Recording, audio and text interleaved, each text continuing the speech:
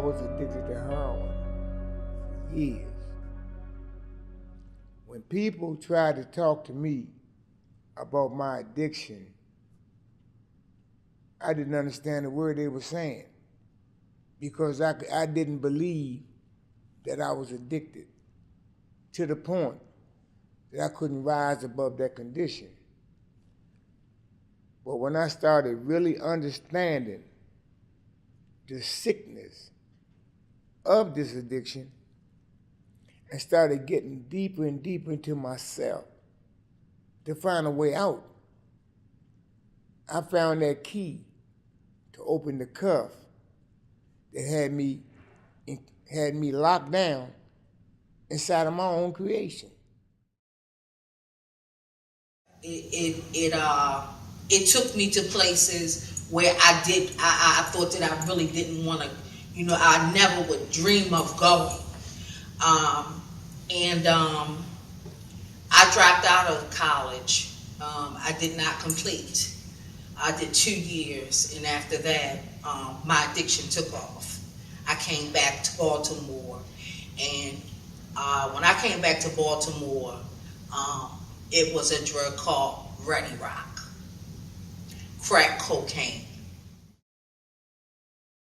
I started using heroin when I was 15 years old.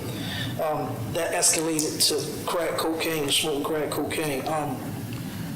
As a result of my drug addiction, I've been shot on 4 several occasions. I got shot my first time when I was 15. I got shot 1 time.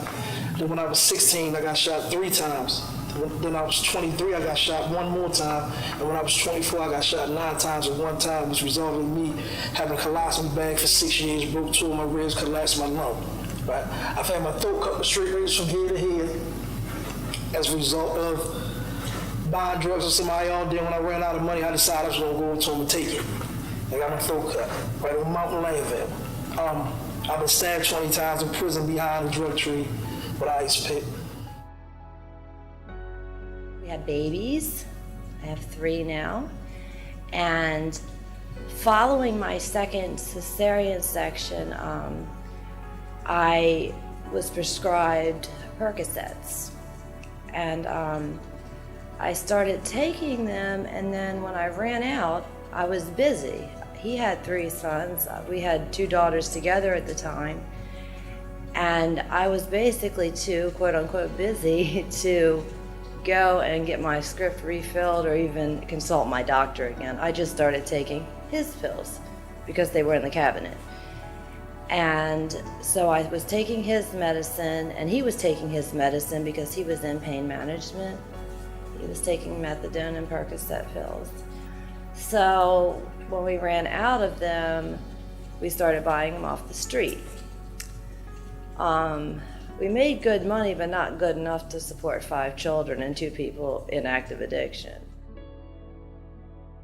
I went to Vietnam in 1969 after my brother rotated, and that's when the marijuana got heavy and more drinking got heavy. And then being in combat, I suffer now from post-traumatic stress disorder from combat. And that's when I started really dipping and dabbing with heroin. So I went to prison in 71. I got out in 76. And that's when the using began.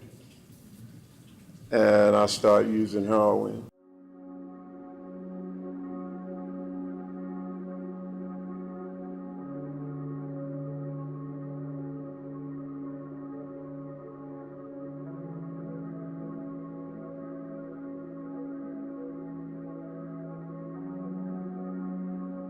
I stayed clean 8 months and relapsed. So in 2012, when I tried to come back, it was 30 days waiting list. Wow.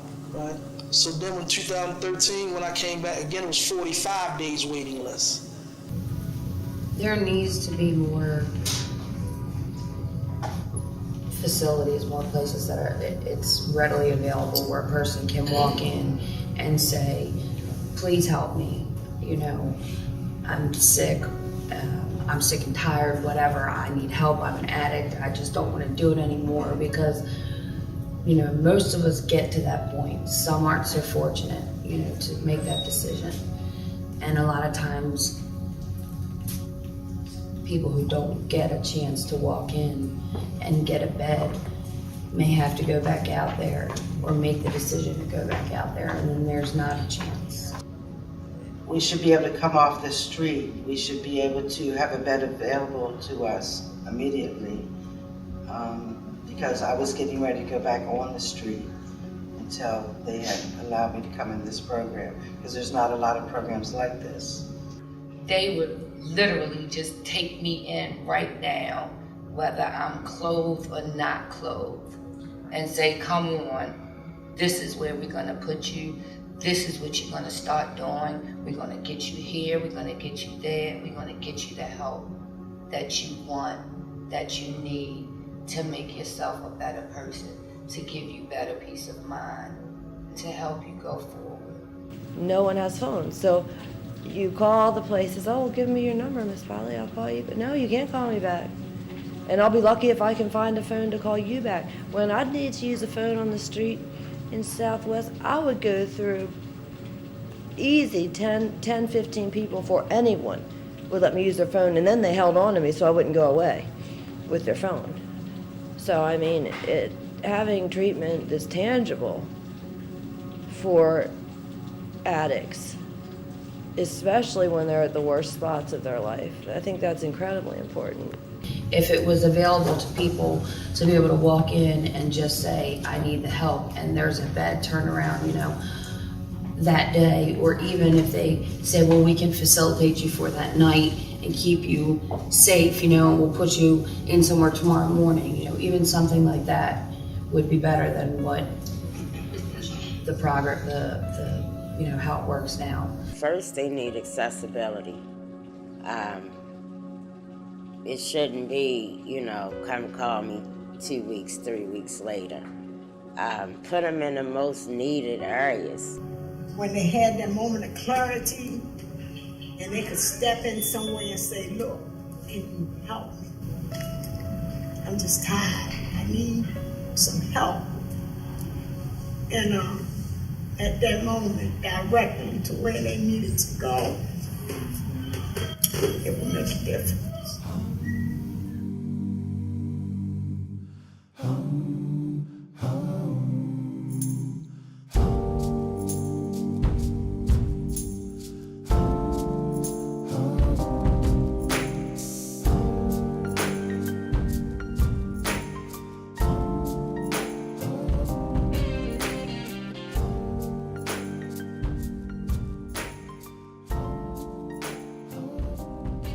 I have been offered so much crack, so many drinks. Just the other day, somebody offered me a drink. Hey, Diane, I'm turned it down every time.